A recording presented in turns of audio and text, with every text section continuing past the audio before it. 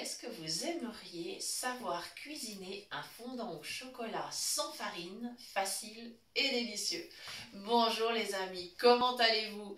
Bienvenue sur notre chaîne Cuisine pratique pour les non-voyants pour une nouvelle recette, une recette très gourmande. J'espère que vous allez bien. Chez nous, tout va bien. On a vraiment la pêche. Donc ce fondant au chocolat, il est facile et délicieux, mais il est surtout aussi très surprenant par les saveurs que nous allons associer. Voilà, on va travailler avec le chocolat et les agrumes. Ça va donner quelque chose de très savoureux. Voilà.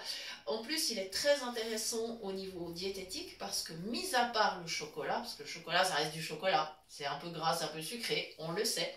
Mis à part cela, c'est un fondant qui contient peu de sucre et peu de gras. Il contient des protéines.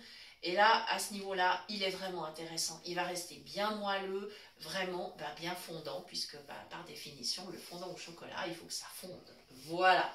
On passe à la liste des ingrédients dont vous aurez besoin. La traditionnelle pincée de sel que l'on met dans toutes les pâtisseries. 200 g de chocolat noir pour la pâtisserie, ça ira très bien. 50 g de beurre. 3 cuillères à soupe de confiture d'agrumes, celle que vous voulez, 3 œufs et 250 g de haricots rouges que l'on mixe en purée. Voilà, donc l'explication, donc c'est peu gras, vous avez vu 50 g de beurre, ça n'est pas beaucoup pour un fondant au chocolat, ça reste vraiment quelque chose de raisonnable.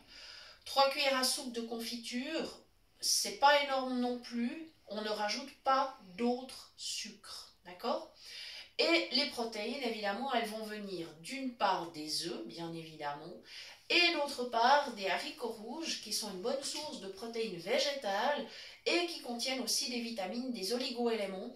On ne consomme pas suffisamment de légumineuses, puis des fois on a un petit peu de mal avec les enfants, ils n'ont pas toujours très envie quand ils voient ça arriver dans leurs assiettes. Et là c'est une bonne occasion parce que dissimulé dans le gâteau, ils vont même pas s'en rendre compte. Voilà. Si vous n'avez pas de haricots rouges sous la main, vous pouvez tout à fait utiliser également des pois chiches. Alors évidemment, il faut qu'ils soient cuits, hein, ça c'est clair. Vos haricots rouges, vos pois chiches. Ou alors, si vous préférez, il y a plusieurs sortes de légumineuses qui conviendraient bien. Vous avez le haricot borlotti, vous avez le soissons, hein, je veux dire c'est assez neutre, le haricot blanc, enfin voilà, vous avez le haricot noir aussi, il n'y a pas de problème. Donc vous avez vraiment plusieurs possibilités. N'hésitez pas à varier. Voilà, je n'ai pas testé avec la lentille. Pourquoi pas? Je pense que la lentille corail, pourquoi pas? Mais j'ai pas testé. Donc à vous de me dire peut-être si vous essayez. Eh bien vous me direz peut-être dans les commentaires ce que vous en avez pensé. D'ailleurs, ça nous ferait très plaisir si dans les commentaires vous nous dites par exemple quelle confiture vous avez utilisée.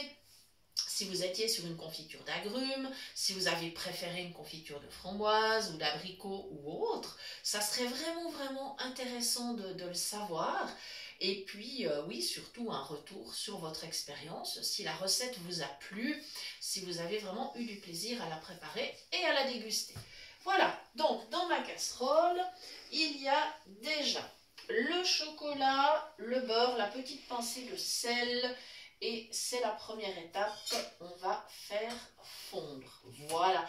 Dites-moi aussi dans les commentaires si vous appréciez le fait que je vous donne des informations sur la diététique, la nutrition. Voilà, moi je le fais avec plaisir parce que c'est dans mes compétences, mais voilà, dites-moi si vous appréciez ou si au contraire ça vous ennuie. Voilà, comme ça me permettra d'adapter en conséquence. Voilà. Donc on est parti. Alors, j'ai mis mon feu là à fond, mais je vais bien sûr baisser assez rapidement. Je veux pas que ça brûle, hein, ce serait dommage. Parce que alors là, après on aurait un petit goût brûlé qui serait pas agréable du tout dans notre gâteau. Voilà. Et le temps que je fasse ça, je pense qu'on va faire une petite pause et comme ça mon mari va se déplacer pour filmer depuis un autre angle parce qu'après je vais surtout travailler sur la table. Voilà, donc on se retrouve dans une petite seconde. Voilà, on se retrouve pour la suite de la recette. Donc, mon chocolat, mon beurre sont fondus complètement. J'ai ajouté mes 3 cuillères de confiture d'agrumes. J'ai bien mélangé pour bien tout amalgamer, que ça se passe bien. De toute façon, c'est pas compliqué parce que la confiture, en fait, sous l'effet de la chaleur, elle demande qu'à redevenir liquide. Donc, il n'y a vraiment pas de problème. Voilà. Et maintenant, je suis donc sur la table. Je ne suis plus sur la cuisinière. Et je vais aller chercher mes œufs, mes 3 œufs que j'avais préparés à l'avance. Voilà, pour gagner du temps. Comme ceci. Donc attention, je vais positionner mon bol au-dessus de la casserole. J'y vais, ça y est. Hop, je mets le bol dans mon évier pour la vaisselle tout à l'heure. Voilà. Comme ceci. Et je mélange. Voilà. C'est reparti. Et là, comme ma préparation est encore tiède, l'œuf va commencer gentiment à faire épaissir ma pâte. Donc ça, c'est bien. Voilà. Donc oui, effectivement, c'est un gâteau qui contient pas mal de protéines. C'est assez intéressant. Pas trop gras, pas trop sucré. Voilà, avec des saveurs comme ça un petit peu étonnantes. Mais en même temps, le chocolat se mélange bien avec les agrumes. Alors, mes confitures, là, j'en ai une qui était mandarine citron. Et puis, j'étais sur un fond de pot, donc j'ai sorti celle qui était au citron. Voilà, qui sont des confitures maison, bien sûr. Et en fait, la toute première fois que j'avais vu dans une recette qu'on pouvait mélanger du chocolat et du citron, je me suis dit, quelle horreur, jamais je ne ferais ça. Et un jour, je suis tombée sur des petits pralinés, en fait, qui étaient justement chocolat, citron. Et franchement, depuis ce jour-là, je suis devenue complètement accro à ce mélange. C'est vraiment épatant, en fait. C'est vrai qu'on a l'habitude plutôt de mélanger le chocolat avec de l'orange, orange amer, enfin voilà. Mais alors vraiment le citron, franchement, c'est top. Voilà, puis ça change. Ça change. Voilà, mes œufs sont bien incorporés. Je suis contente. J'avais préparé à l'avance donc ma purée de haricots rouges. J'avais mixé tout simplement. Voilà. Donc la préparation des ingrédients, elle prend un peu de temps. Mais si vous n'avez pas envie de perdre trop de temps avec ça, moi ce que je vous conseille de faire par exemple, eh bien carrément préparer plus de purée de haricots rouges ou de pois chiches si vous souhaitez. Et puis tout simplement, faites des petites boîtes, mettez au congélateur. Comme ça la prochaine fois que vous aurez envie de refaire le gâteau, tout simplement vous irez chercher votre petite boîte, vous laissez dégeler un petit moment et puis voilà, votre purée, elle est prête à être intégrée dans votre gâteau. Ça vous évitera de faire 36 fois le travail de mixer. Voilà, c'est une suggestion. Là, je suis en train de verser. J'ai pris la maryse pour bien attraper ma purée de haricots. Et là, ça va être la dernière étape en fait. On va remélanger et après, pas de problème. On partira au four. Voilà. Je vous conseille de prendre un plat style plat rond, soit un plat anti-adhésif un peu plus haut qu'une plaque à gâteau, tout simplement, ou une plaque à gâteau à bord haut. À ce moment-là, vous mettez du papier sulfurisé si c'est une plaque à gâteau en verre ou en métal. Voilà. Si c'est un plat anti-adhésif, il n'y a pas de problème. Si c'est un moule en silicone, il n'y a pas de souci non plus, ça ne collera pas. Voilà. Comme ceci, je pense qu'on est plutôt pas mal. Voilà. On va finir de mélanger.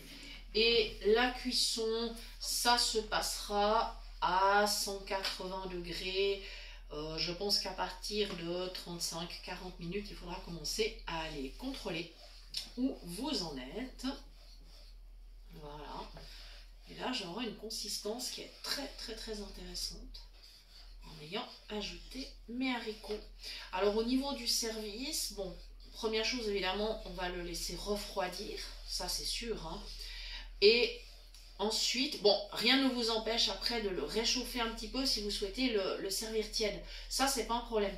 Le laisser refroidir, l'astuce, c'est pour pouvoir mieux le découper. Voilà, c'est mon astuce pour pouvoir mieux le découper. Et ensuite, vous pourrez garnir votre assiette, par exemple, avec des fruits. Vous pouvez garnir le gâteau avec une petite rosette de chantilly. Voilà, ça peut être tout à fait sympa. Ou alors, si vous aimez mieux mettre d'autres décorations, mettre un petit peu de sucre glace, voilà, après vous faites comme vous voulez. Voilà, ma pâte est belle, je suis très contente. On arrive gentiment au terme de la recette. J'espère en tout cas que ça vous fera plaisir de le préparer et vraiment n'hésitez pas à nous dire comment ça s'est passé et si c'était bon, si vos enfants ont adhéré ou pas. Voilà. Et puis il me reste à vous dire que vous pouvez bien sûr toujours nous écrire sur notre adresse mail cuisinepratique@mail.ch pour toute demande de recette ou si vous souhaitez recevoir les liens des prochaines vidéos. Merci beaucoup pour vos messages. On a toujours un très grand plaisir à ouvrir vos mails et on vous répond toujours dans les 2-3 jours. On essaye d'être assez régulier à ce niveau-là. Et on essaye aussi bien sûr de suivre vos commentaires et de vous répondre le plus rapidement possible. Voilà les amis, on vous souhaite un bon appétit, une très belle journée et nous vous disons à bientôt sur notre chaîne pour de nouvelles idées cuisine. Merci.